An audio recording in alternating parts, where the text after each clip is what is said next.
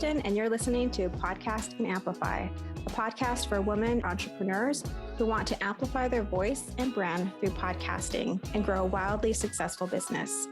I'm the executive producer and host of 2 shows and an entrepreneur, and I love helping women grow their visibility, mindset, and business to the next level. Each week, I share tips on how to launch and leverage your podcast, and I'm bringing on the very best business leaders to give you advice on how to build your business empire. Let's amplify your voice and business.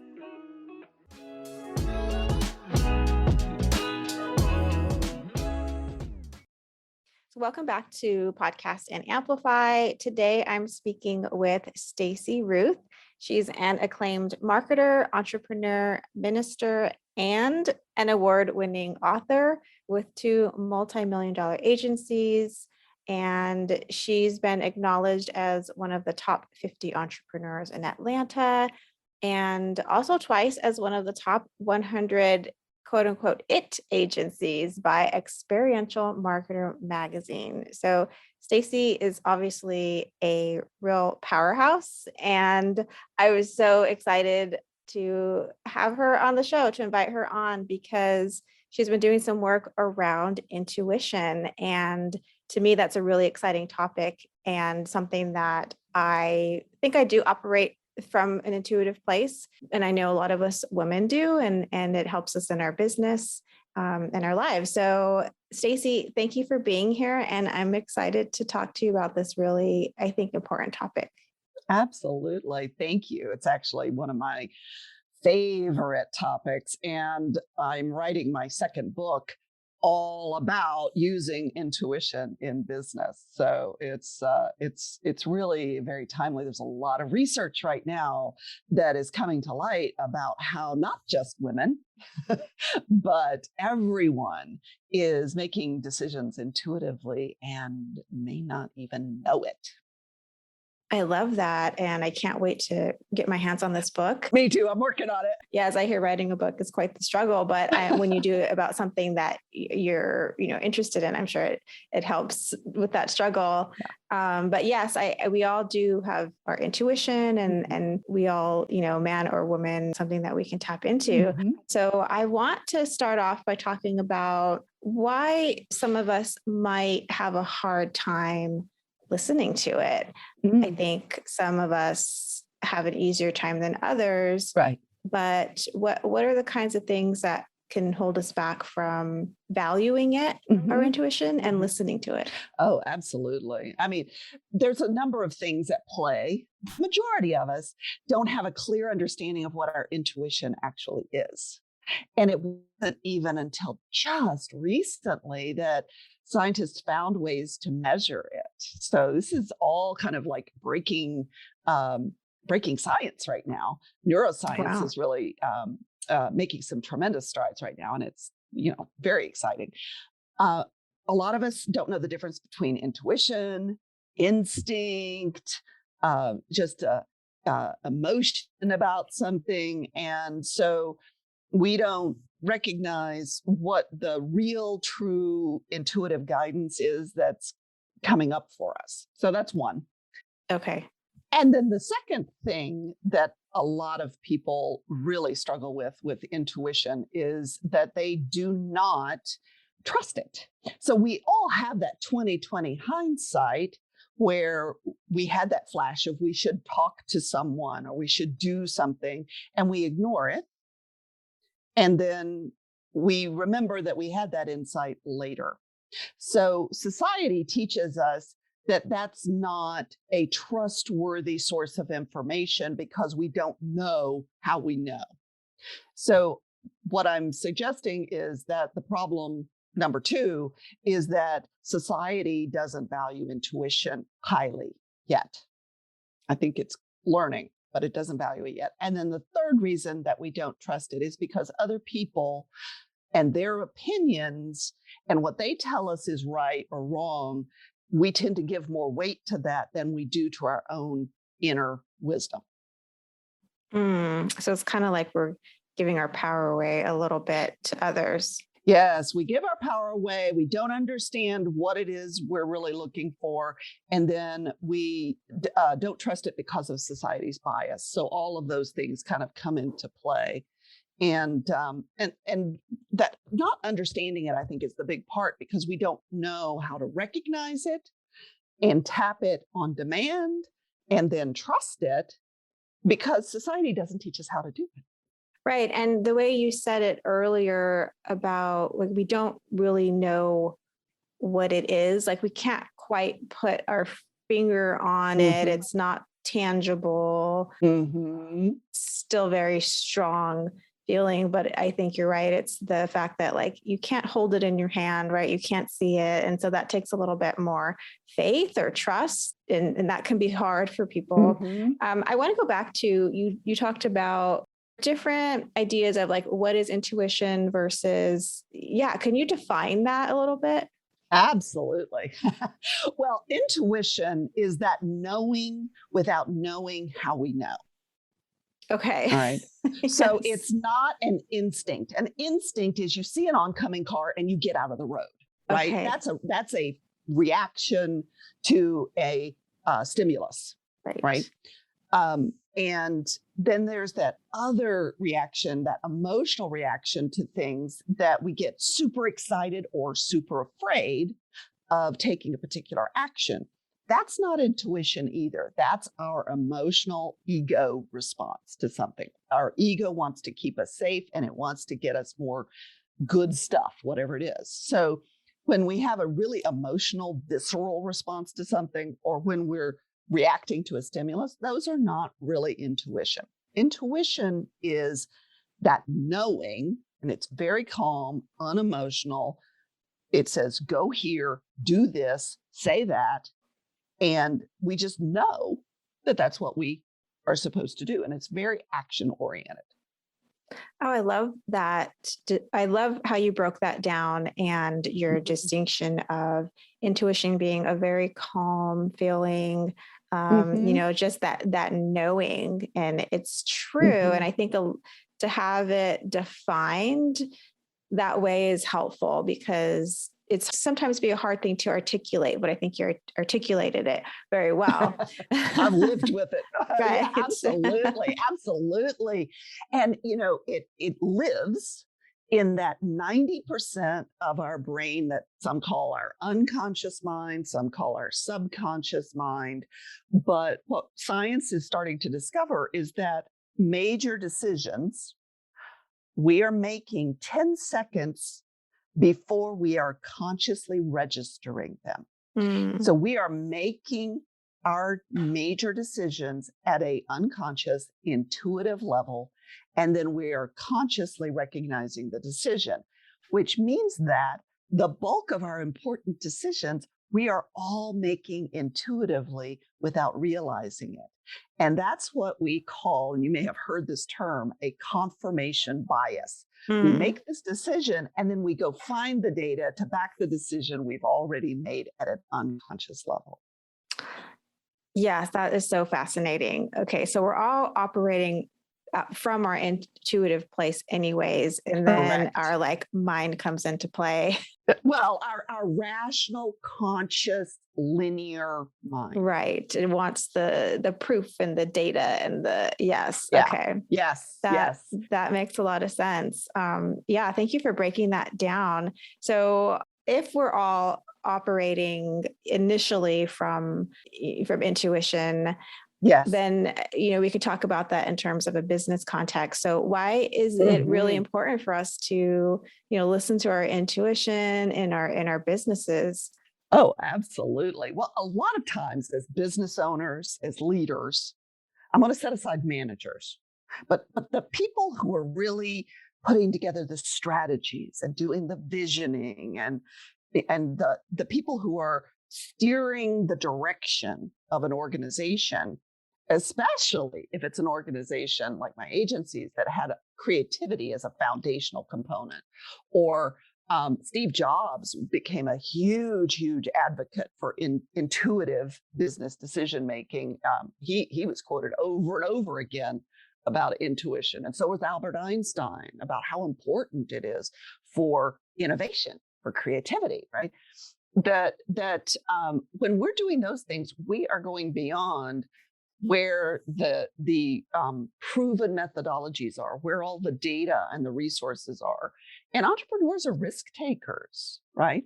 So when we're leading the business, we have to make space for intuition and insight in ways that there isn't data to support. And then on the flip side, business leaders, executives, managers, directors, CEOs, C-suite, we all have to make decisions, difficult decisions. And COVID is a perfect example of difficult decisions without any data, right? I don't know what's coming next, right? Where the data's missing. I can't go get the data to make my decision. So I'm going to have to rely on my intuitive insight in order to even move forward at all. So it's definitely very powerful, especially when you're dealing with sort of the unknowns and in, Yes. say, entrepreneurship and business, like there are so many unknowns, right? Absolutely. There's always unknowns, even when we think something certain. And again, I don't mean to make this the COVID episode, but COVID is a perfect example. We think everything's going along just so, and then all of a sudden, surprise, no one expected it. And the world turned on its ear for 2 years, essentially. Right. Or more. We don't know. Yeah, we don't know exactly. We're still in the unknown place. Yeah. And I feel like there's been so many times over my journey, growing a business where it's like, oh, that is really what being an entrepreneur is about. It's being able to constantly problem solve and pivot when things don't go your way or things go unexpectedly in a different direction. And so making that sort of link back to how important, intuition can play into dealing with those types of scenarios that you come face to face with quite frequently. Oh my gosh, every single day. If you're doing the deal, you're running into them all the time. Right. And when you can trust your intuition, then it becomes just one more extremely powerful tool that you have available to you that actually gives you an advantage if you know how to use it. Hey Explorers, we'll get back to the show in just a moment, but I wanted to take just a few seconds to invite you to the free workshop that I created. It's called The 3 Secrets to Starting Your Successful Podcast. Now, it's all about helping you to start your dream podcast so that you can share your voice and expand your business. If you want to join, just go to podcastanamplify.com. It's totally free. All right, friend, back to the show. Okay, so speaking of knowing how to use it, so let's talk about, how can we hone that, for our advantage? How can we practice being just more intuitive in our business and even in our lives? Oh my goodness. Isn't that the important question of the day? Yes. There's a lot of different ways to call it strengthen the connection between our conscious mind and our unconscious mind. Because that's really what you're doing. You're building a synapse in your brain where your linear mind can go in, get information from the unconscious mind and bring it forward into the conscious mind. That's what we're really trying to do, right? Okay. So what we can do is practice any number of activities. When you combine them, they get stronger. That some people may call woo-woo, but they've been around for a minute and a half in all cultures. And one of them is meditation. When we meditate, we create that space for the unconscious mind to come forward. And I won't even take our time to explain how to do meditation because so many people, I think only 10% of us do meditation. And when we don't do it, it's usually because we say we can't do it. So I would steer your audience to insighttimer.com. which is a free app that is an amazing meditation app. Another thing that we can do is to actually keep a dream journal. Again, a lot of people say they don't dream. They actually are just not remembering their dreams. We all dream. If we don't get dream sleep, believe it or not, we will die. They've done some unfortunate tests on animals that prove that that's the case. So we must dream. And when we keep a dream journal, what happens is we're tapping into that unconscious mind and bringing those images and those symbols forward into our conscious mind. And you can start with just remembering bits and pieces. And by the time I was done with my first dream journal, I was remembering over 30 dreams a night. Wow.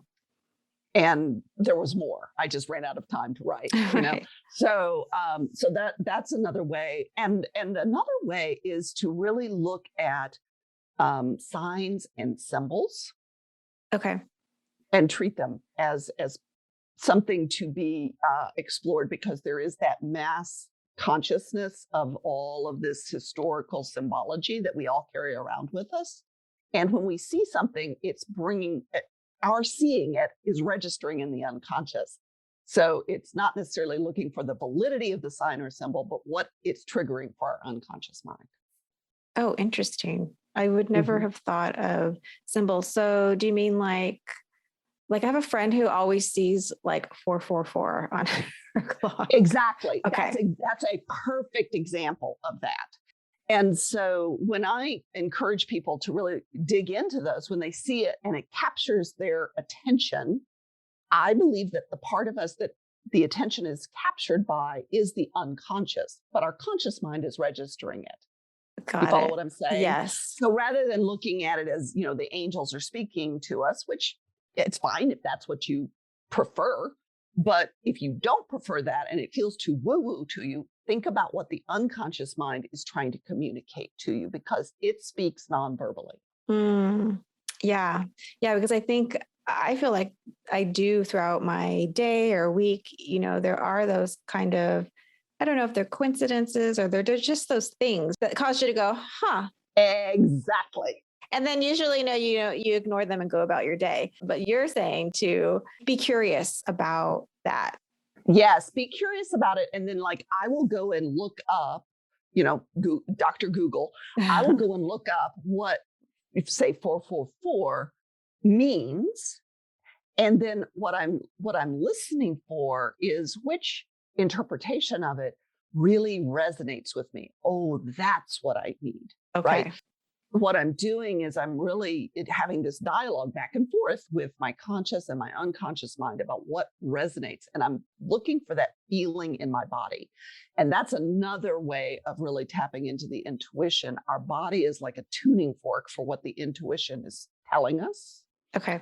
And it's a great way. Where do you feel that in your body? How does it feel? Does it make me tense up? Does it make me feel more open? Your explanation of connecting, subconscious to conscious mind, sort of building that bridge is very that makes a lot of practical sense, I think. And the suggestions you gave were, definitely doable. And it totally makes sense. Oh yeah. If you want to become, I guess, more of an intuitive being, then you do need to have that flow muscle through to your subconscious. Right. Absolutely. It's about building a muscle. And what I find a lot of people make the mistake of doing, or they get frustrated with, is trying to jump from, I did a couple of meditations. Now let me make a big life-changing decision using my intuition. Right. And this is a process of practice. And you're going to make those big decisions easier and better and faster and more accurately, truly, when you have been practicing tapping into your intuition in low risk situations. Which grocery line should I get in? Where is there a parking space for me in this busy parking lot? Yes. Which way should I take to get from point A to point B? What should I have for dinner? Just make it a game that you're playing all the time. So you're starting to recognize that voice. Right. Oh, I like that. Those are so many different easy ways to incorporate that into your life. I'm wondering if you have an example in your own life where this has come into play and has helped you. Or how do you practice that in your own life where you've seen a big difference or outcome that you wanted? I'm going to give you you can't miss it kind of intuition experience that I had that actually started me on my entrepreneurial career, but it also started me on my fascination with intuition. And I had been working at a company where I had not had a vacation in 5 years. Oh, I was working probably, I would say, on average, I was working about a 12-hour day, and I was working on the weekends. So it was very intense. And I took my first vacation, and we went to a beautiful southwestern destination, Sedona, Arizona, and I went up onto one of the kind of view areas. They call them vortexes, one of the views, and sat down to meditate. And I hadn't really meditated much before, but everybody else was. So I was like, what the heck, right? So when I sat down to do that, I got what I call the download. And some people will get this like big, very noticeable hit. And some people hear words. I did. And no, I don't think I was hearing voices, but to me, it was an intuitive download, and it said, it's time to go out on your own. mm, So wow. when I came down, quote unquote, from the mountaintop, right? I call it my mountaintop experience. When I came down from the mountaintop, I immediately put into play, because I knew it was what I was supposed to do. I knew without knowing how I knew. And within 60 days, I had started my first agency. That was one of my multi-million-dollar agencies. I'd started my first agency. I had my first 3 clients already lined up. And, I was on my way because I followed that hit. Why do you think you were so open to being in that situation, Mhm. hearing it, and then going into action? Beautiful question. Because what happens for us, and one of the things that we do when we don't trust our intuition, is we are much more likely to overwhelm ourselves, which is what I was describing, Mhm. and we don't create space for that intuitive hit. We're all operating in our linear conscious mind, and Mhm. only in our conscious mind, which is exhausting, by the way. Right. And so what I did was I created space. I have a feeling that my intuition had been talking to me all along, right? Right. But I hadn't created that space for the intuitive thought to come forward. Right. And then when you did, it was like, boom. Well, it was like, oh, here's our moment. We better get her while she's hot. Right. Better make it impactful. Better make it work, Yeah. right? She's listening. Let's talk. Right. So I do believe that there is a sense of that can really hit some people very quickly and very strongly when they start doing this intuitive strength building exercise. Right. Yeah. No, that's such a great story. And I'm glad it brought up the idea of needing to give yourself that space to feel into things. And if you're Yes. going, you're not creating that space for yourself. Right. Yeah. Yeah. Well, Stacey, this has been a really incredible conversation. I've learned so much about intuition that I didn't know before, and I do feel like an intuitive person, but this really just kind of broke it down to like almost like a science way, which is super interesting to me. And Yes. yeah, and I know it will be to our listeners. Before we go, can you share with us where we can connect with you or how we can work with you? Fantastic. Thank you. Yes. I am doing a lot of incredible, powerful coaching with executive women, CEOs, founders who are really trying to grow their influence and their impact. Yes, this intuition work is a big part of what we do, and it is very exciting work. You can find me at Stacey Ruth Says, StaceyRuthsays.com. And I'm on all kinds of fun social media, LinkedIn, Facebook, Instagram, YouTube. You can find me there under Stacey Ruth. And please check out my first book, Own Your Own Shift, which is available on Amazon. Perfect. We will definitely find you there, and we'll link to all of these places in the show notes. But Stacey, thank you so much for coming on and sharing your knowledge with us. Thank you. This has been a delightful conversation.